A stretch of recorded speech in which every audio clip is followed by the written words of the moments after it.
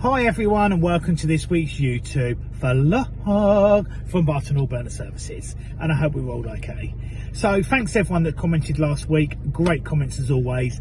I know I say the same every single week, but I just have to keep reiterating we are so grateful for everyone that does comment. And actually, like I've also said before, we do learn a little bit as well. And the idea of this channel is that we learn a bit as well as we hopefully teach you guys some stuff as well. And then with a bit of luck, with all the subscribers, we sort of have a bit of a community going on. And that's really the idea. And as always, the people that have subscribed this week for the first time, thank you very much. We do really appreciate that as well. So moving quickly on to this week's YouTube vlog, it is a boiler service, and it's a boiler that many of you probably haven't seen, some of you probably have seen, and it's a Beta Sorento. So a Beta Sorento is essentially a boiler that goes in a fireplace. So you've got the boiler side of it, and then they usually have fake displays on the front to show like fake flames and stuff like that, which I'll be showing you in the vlog. They essentially done two versions. One is the boiler with the fake flame, and the other one is exactly the same, but it has an additional radiator which is water filled through the heating system that sits in front of a fan that essentially you turn on, it blows the air through the radiator and then warms the room up additionally and stuff like that. So quite a clever little thing. Also, all of these are on conventional flue as well. So that's what I'll be doing. So I'm not going to go on anymore because, well, I love to go on a little bit anyway. So let's get on with it. Over to this week's YouTube vlog. Okay, so here we go if you haven't seen one. This is a Beta Sorento and this is in a fireplace. So it's quite a nice little thing. There isn't that many of them around.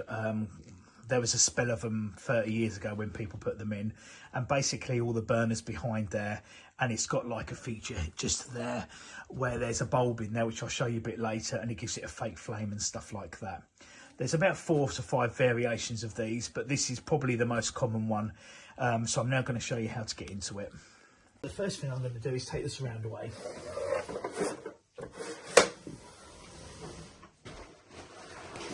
I'm then going to put my dust sheet down.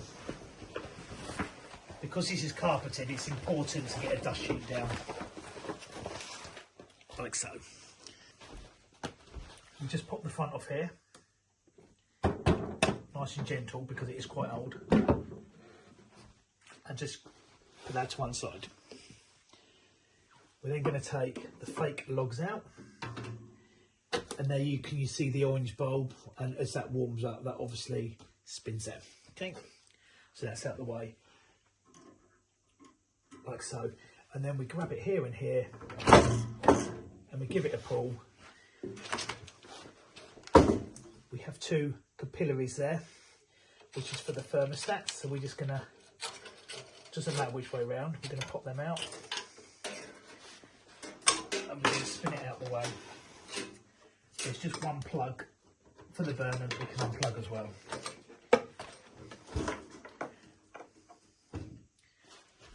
And voila, there we go. So it's got the B9 style burner here. As you've probably noticed, there's no combustion chamber lid up here. It's basically just a plate down here that we need to undo in a minute. So the first thing I'm going to do is just here, is to get your cover off. So we're just going to undo the bolt.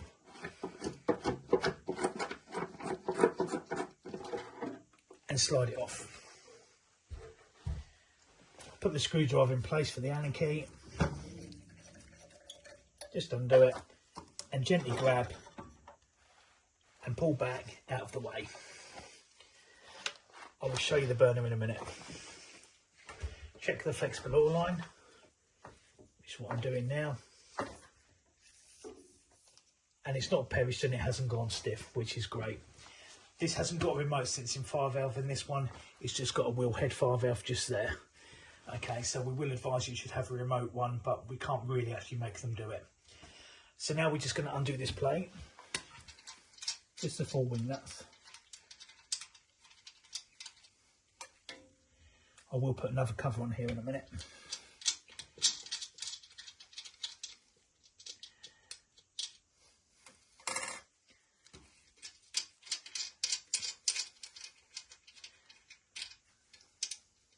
Number 3. That is your test port there, by the way. And number 4,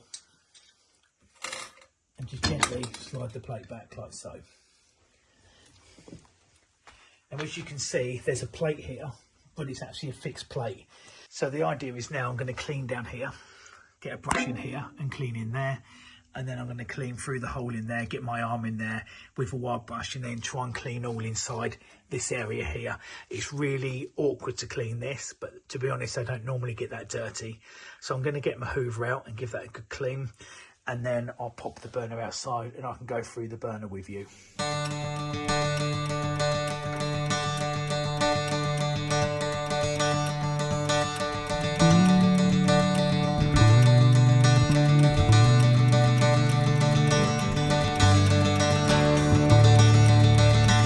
That's all clean in there. That's a nightmare. So the hardest thing about this when you do it is between here and here is a big lump of metal down there as well.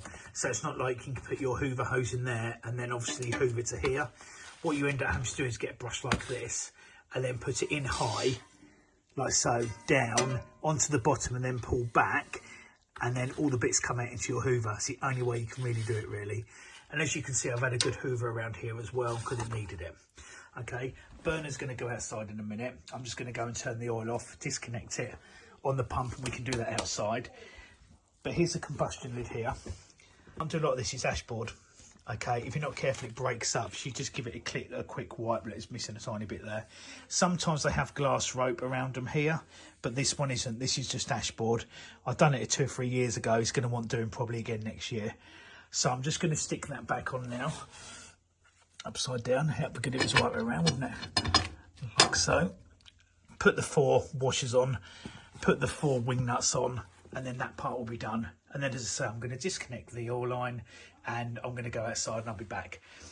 While I was here, this happens every year, the most amazing customer here, blackcurrant jam. She's amazing. She's the best cook in the world. I get it every year and it's yummy. So I know I'll be having a my taste this weekend. Here we are, a B9 burner. I'm not sure if I've shown you one before, as in taken apart, but I'm going to now. So the first thing we're going to check is the lead. Okay, so with the lead, we're going to make sure it's not stiff. And as you can see by here, excuse me, there's a car going by, it's not stiff. And make sure there's no corrosion in the plug and stuff like that, so that's fine. We're now going to spin it over, and there's your nozzle inside there. This is your, we call them Bishop's collars, but they're actually Worcester neoprene pressure jet rings. Okay, so we're just going to give that a little pull. You can see it's been blown by a bit there, but if I give it a really, really gentle pull, it is actually okay. Okay, so maybe the burner wasn't pushed in far enough, I'm not sure. Okay, so that's fine, put that to one side. Okay, so obviously Allen key screwdriver. Going to nip these undone, the blast tube screws a couple of turns. Then we're going to twist and we're going to lift. Blast tube. I'm going to clean inside there in a minute and I'm going to make sure all that's okay, so I'll come back to you on that. We're then going to get a pen. It's been marked before. This, like I've explained in previous videos, is not dead circular, it's sort of an oval shape. So what we do is we put a mark on here and we put a mark on here, and then we know that's where it's going to go back and there's no problems. So I'll put that back there. Okay, so we're going to continue undoing the 2 screws here. 1 and 2. Put in the tray. I'm going to pop it out. That's fine, just needs wiping. Put that to one side. So there's your nozzle and there's your electrodes, etc. We're now going to go in a bit deeper because we're going to reveal where the fan motor assembly, i.e. the actual fan, is in that. So we're going to undo it. Just a couple more screws here, so we're just going to lift that up. Like so. I thought there's one more, it's under my thumb. Okay.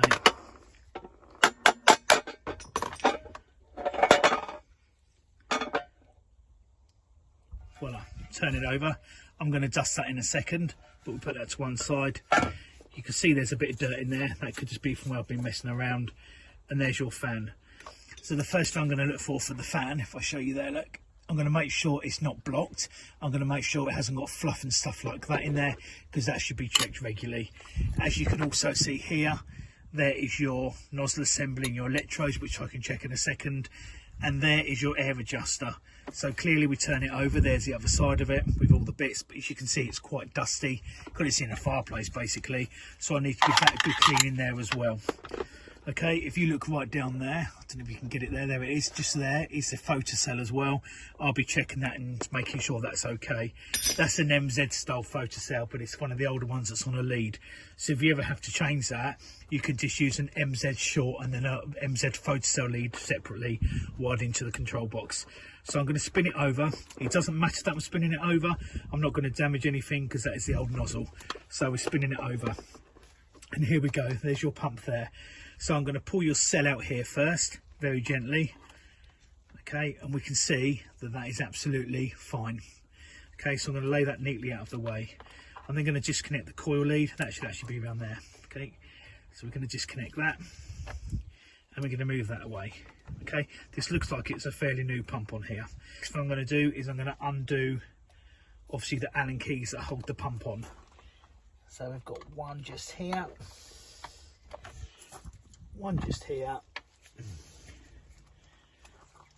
and one somewhere around there. If you can find it, there it is. Okay, a lot of people take off the 10 or 11 mil nut that's here, but I take them off on the nozzle line here, which is a 15. So I'm just going to put that on there. Now I tend to go until I feel resistance. Tap. Done. I'm doing it into a bowl because clearly, or into a container, because clearly when I undo this, we usually get a tiny bit of nozzle dribble that ends up just there. So it's not damaging anything in any way, shape or form. And I'm going to lift this off. Spin it over. I've got my thumb on purpose on where the oil line was so we don't make a mess. And I'm going to look. Now that is absolutely fine in there. Okay, that is residue from where my thumb is, but the actual shaft is fine. So I'm going to turn it over, and as you can see, the pump going there goes in that direction.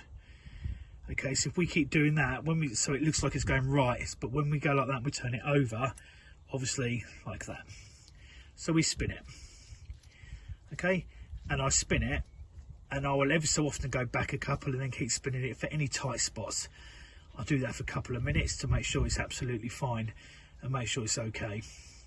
As you can see, it's looking fine. We know it's new, but I'm just doing this for the processes. What I have noticed though on here is that this is loose on here, so I just need to nip that up. Thumb on there, not tight. If I undo that actually quickly, I'll show you something. If you do it up really, really tight, what actually happens is it stretches here and it makes some leaks, so you mustn't do that. You must put it on and just nip it nice and gentle. That's why you've got the like the washer like that, which takes up the resistance when you're doing it up. The pump is okay, so I'm now going to check the motor. I spin it from there. There's a noise, but I think it's because it's catching underneath. There's no leaks inside there, so that's a good sign. I'm going to spin it over and we're going to spin it. That's as quiet as a mouse, and the burner is cold as well, so we know that should be okay. So to clean the fans, don't be lazy. People just do this. That's not what we're going to do. We're just going to check it. I know you think, oh no, there's not going to be much in there, but sometimes you just pick little things out. So it sounds like OCD, but that's what we're being paid for.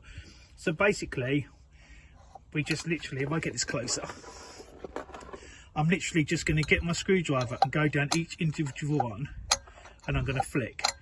And every so often like there, you'll see the dirt's coming out of there. And that's what we have to do, just flick them all the way around. And then when I've done that, I will give it a brush out. So I'm just going to do that now. I'm going to start with you like this. Can you see it's going into there? You can see, oh, can't really see it in my finger, can you? But that's what I'm doing. I'm literally flicking them out and giving them a good clean. Okay, that's all you need to do. Sometimes, as you'll see, Holly's heating was a real good one I see on Instagram yesterday. Okay, it was solid. Just do your job. This is what we're here to do. Okay, so I'm not going to bore you all by showing you how to do that now. I'm going to literally do it, and I'm going to come back to you. Okay, so as you can see, that's a lot better. I'm now going to take the electrodes off and check them. Again, like before, I'm going to mark where the screw is there. But I'm not going to take them off there, I'm going to undo it here, he says.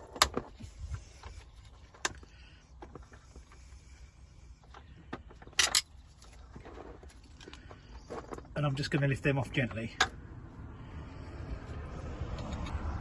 They're quite sharp, the Electrode, so that's good, and it's got good gapping. They're a bit dirty there, I'm going to check them. And also it's essential to check under there for cracks and stuff like that. So I am just going to undo that there. I'm going to pull that back, I'm going to clean them, I'm going to put it back, and I'm just going to set them where they were roughly before, and I'll be back. I've cleaned the Electrodes, as you can see they're nice and clean now. I've kept the H leads there out of the way. I've also cleaned this nozzle shaft here, obviously the nozzle holder. That looks really clean, that nozzle, but it's the old one. I'm not going to do that yet. So I'm just going to wrap these. Now they wrap around the back of the nozzle holder and in. The reason being is because your photocell comes through the hole here. So what you don't want is them leads to cover that photocell. So that's why they're tucked out the way. And then I just push it down like it was before and get it lined up in its correct position. So they're very, very slightly further than of the nozzle front on these. Just like so, and I'm going to do it up. And job, another car is a good one. Before I go any further, I'm now going to leave that and I'm going to turn it over. I'm going to get my brush. I'm just going to go through here. To be honest, I've got most of the dust out from the other side. So we give it a good old dust out. Like so. And then look down here, which is for things like the transformer. That's where the EVI transformer is. So obviously they can bubble, so I'm going to give that a good investigation there, as you can see. All right, so I'm just going to give that a little brush. It's always good to make sure they're nice and clean. Make sure the cable plate that's just here as well is not cracked and broken and stuff like that.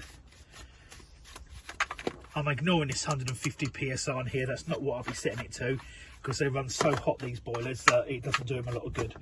So I'm just going to give it a good brush. Okay, let's spin it over. Now, this capacitor I think has been changed because they've cut the capacitor holder, but it does push in there and hold, so I am going to check that next, once I've just brushed around here. Give it a little light.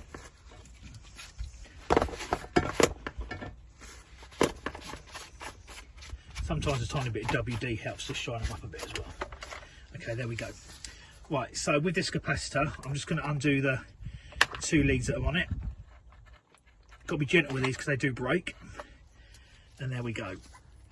What they've done is you've used a threaded capacitor and cut the end off it, which is slightly bigger. If they'd used a non-threaded version of this, that would have then gone in here, and they wouldn't have to have cut the cap in half there to make it fit. They have compensated by putting that one on, so they've sort of done it right, but clearly it's not right. But there's not a lot we can do about it now. So I'm going to spin that over. That's a 4 UF capacitor, and I'm just going to give it a test. Okay, I've got my leads on, and as you can see, 1.477 UF. That ain't good enough. Okay, that will break down in the next year, so that is out the bin. So I'll be putting another one in. I will be putting a non-threaded one back in there, but obviously I haven't got that outer casing that fits there, so it just have to sort of sit in there, and I'll fix it somehow. Okay, so that's what I'm going to do now, and then I will be back. Okay, new capacitor. I'm just going to always check a new capacitor, because I've had some that have failed before you even put them in. Okay, so we're just going to put that on, and as we can see, that is going to read 3.931, so just about 4, which is what it's supposed to be. Okay, so that one's absolutely fine. So I move the meter out the way and some leads. I'm going to clip these back on, make sure they go on nice and firm. 1, 2, and then I'm going to slide that back in again.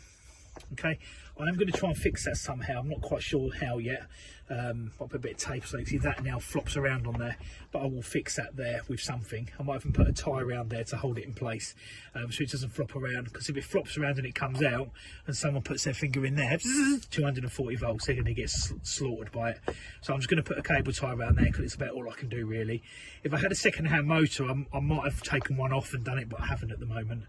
Okay, so next thing we're going to check drive coupling. Make sure there's no lumps out of it and stuff like that. You can't see very well, but this one has got a small lump out of it, so I'm just going to get one now, because they're beside me in my van. Have one.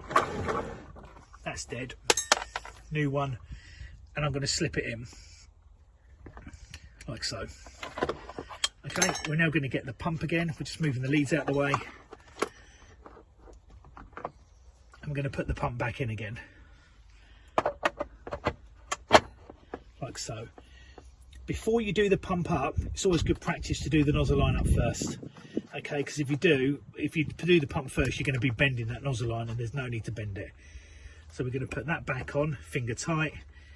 We're then going to do the Allen keys up again. 1,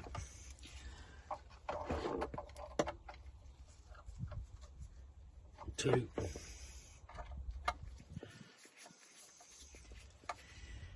and 3. And just to stop any dribbling, I'm just going to stick a bit of tissue in the hole at the moment, like so. Nozzle assembly the other way. Wait till you feel a bit of resistance, nip, done. Simple as that. Okay, photocell's going to go back in, which is here. Let's just get these leads right here. Going to give it a wipe. That's okay. We're going to slip that in again. Clip. Okay, motor lead back on. Make sure it clips fully home. And then we're going to put the coil lead back on, checking that that isn't as stiff, that lead, and stick that on there like so, out of the way. Okay, so that side's done except for that I'm going to clip on now, and I'll be back. You can probably see there I've tied that on. Okay, it's not ideal, but it does mean it doesn't go anywhere. That's the most important thing. So that side's done. We're now going to spin her over, and I'm just going to flick out and change the nozzle. It's a 5080 ES in this one, on this particular model. And then once I've done that, I can then start to reassemble it. So nozzle in, I've now got the cover that's going to go back, slightly dusty, with my brush away from the van. It's going to take me 10 seconds, and I'm just going to give it a brush out. And that's fine. I'm now going to put the cover back on again. And good practice here is you've got the bolts that hold them down, these screws. They're made of steel, stainless, whatever they're made of, but this is aluminium. These corrode in these, and sometimes you can't get them undone. So what I do in this case is I get a tiny little bit of copper grease. I've got it here, and I just wipe it on the thread. I've got it in a tube, but to be honest, a tin's just as good. A bit on there like so. Stick it in and do them up. So I'm just going to do it up until it just touches. I'm not going to do it tight at the moment. There, it's just touching. And I'm going to do the next one. And the next one.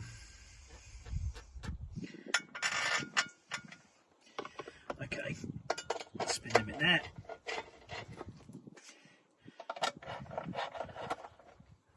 Okay, so I'm now just going to nip this one here, and I'm going to go opposites there, nip and nip. That's plenty tight enough.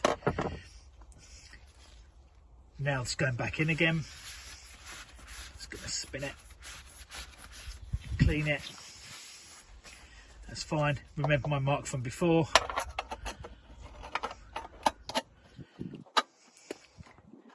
Back in the same place. Now I can put these screws back in again. Same scenario. Tiny piece of copper grease.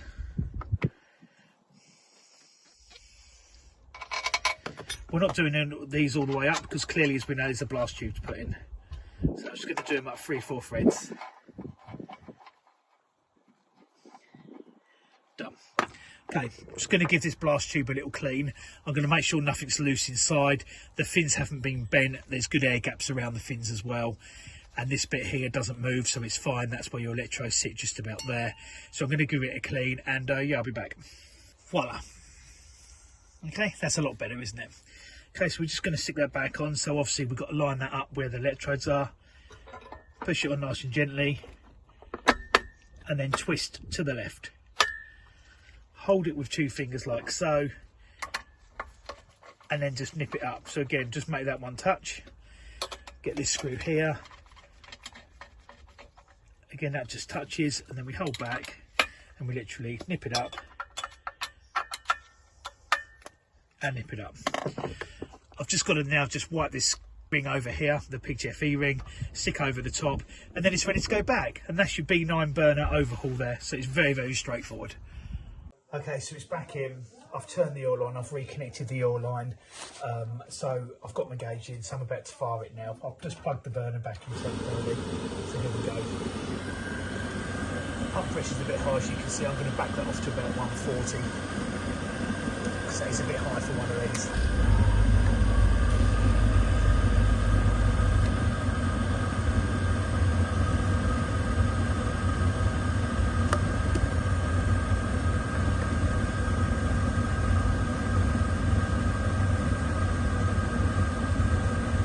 There we go, 140. Okay, so I'm just going to let that warm up now, and then I'll stick a kit in it. So I'm outside now while the boiler's warming up, and voila, an oil tank. Clearly too close to the fence. It's metal single skin, not bunded. It's not very far from the house, as you can see, and it's got a hedge against it. Okay, it's also on piers, and then there's wood as well. So clearly that'll get damp and rot the tank out. So this isn't ideal, and you can see there's like a stump there from a tree there as well. You can sort of just see it there. Okay, so I'll just be advising this. I can't make them do anything, but I'll be advising it's not to regulation. The guy's really clever here. He's put this tube on here. He's done that, so it means you can always read your sight tube, because he was fed up of it getting really dark really quick. This sight tube's been on here over 10 years, and it's hardly, it's just slightly distorted in colour. So he done that.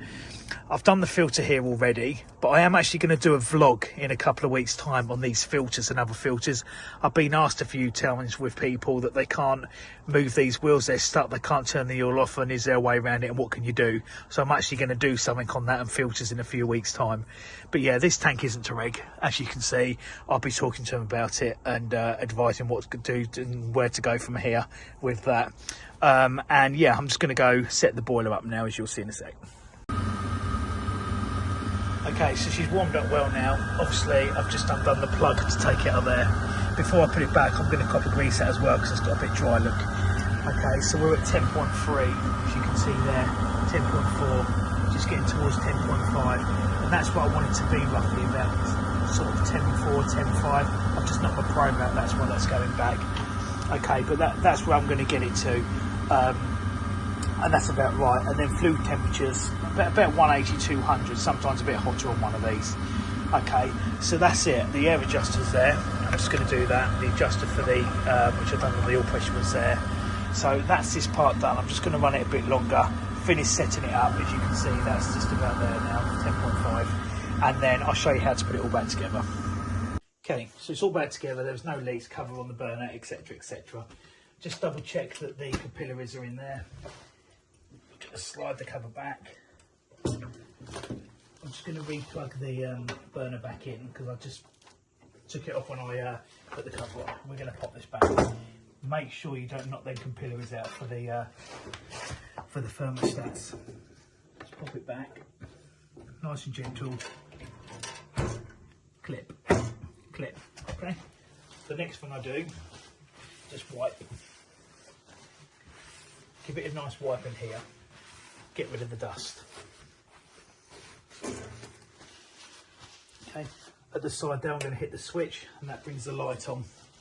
Okay, we're just going to give that a little wipe in there. I'm not going to go mad because it's a bit delicate in here.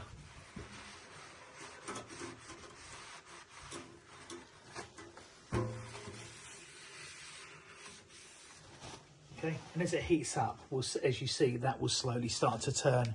You can sort of see it just starting to move the flame at the back. So what we do is we get the fake logs, which is just a lump of plastic, pop it back over, and then we just wait a little while for that.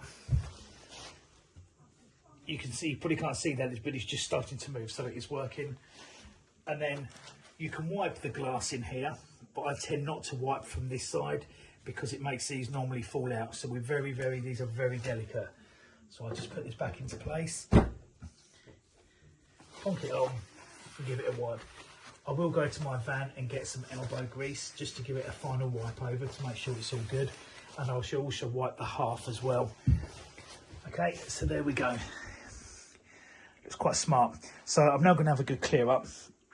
I will lift my dust sheets, move everything out of the way, have a good hoover up. I will wipe all the far half and, as I say, wipe over the Beta Sorento. When I've done that, because it's in someone's, well, basically living room, I'll spray a bit of scent into the air as well, because obviously it smells slightly of oil when I've had it apart. So that is it. As you can see, it's just starting really slowly to start working. There we go. So that's the overview of the Beta Sorento. So as I say, I'll see you in the van. So that is it, everyone. A Beta Sorento full service done to HIG with us, Barton All Burner Services. And I hope you enjoyed it. Yeah, if you haven't seen them before, obviously you have now. Yeah, they're just a bit different, aren't they? They're just a bit interesting. You know, I enjoy doing them because at the end of the day, it's just something a little bit different to do.